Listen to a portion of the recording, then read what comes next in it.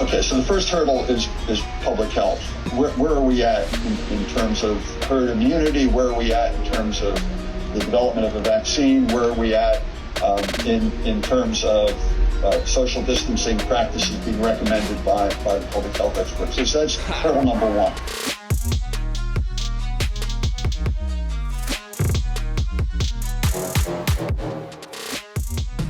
Hurdle number two is that we're in a situation where none of the leagues are going to complete a normal schedule. And because of that, none of the teams are going to get the same amount of revenue that they normally get.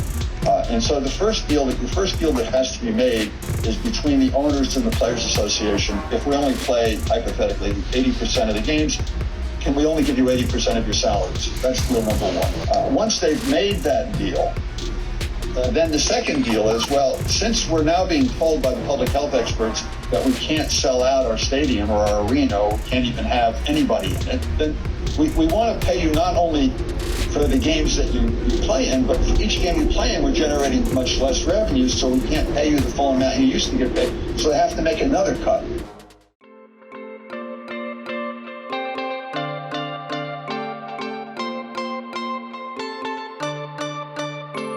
In baseball, the average team gets 50% of its revenue from selling tickets, selling luxury boxes, selling concessions, selling catering, signage, selling memorabilia. They're going to obviously want to go to the Players Association and say, we're going to have half the revenue, so we can only pay you half your salary. Scott Boras, who's probably the most influential player agent in the game today, and he has a big impact on the union. He's already said that he won't go along with that. He won't recommend the union going along. So that's another hurdle. Once they have that deal cut out, it's the case that some owners will be benefited more than others will be benefited, because some owners depend more on stadium revenue and some depend less on stadium revenue. So if you're a team like the Tampa Bay Rays, they get 30% or less of their revenue from their stadium. So if the owners make a deal with the players, everybody gets cut 50%.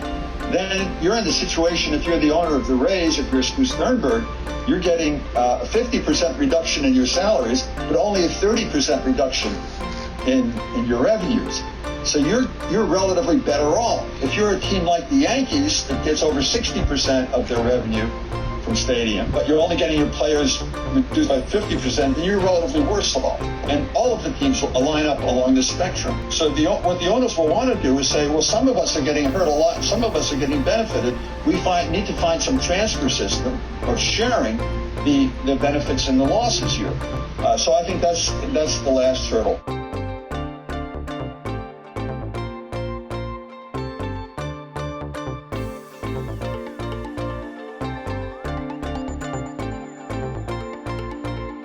Every sector of the economy is getting hit. Sports is part of the economy, so they're getting hit too. And there's not going to be any windfall profits.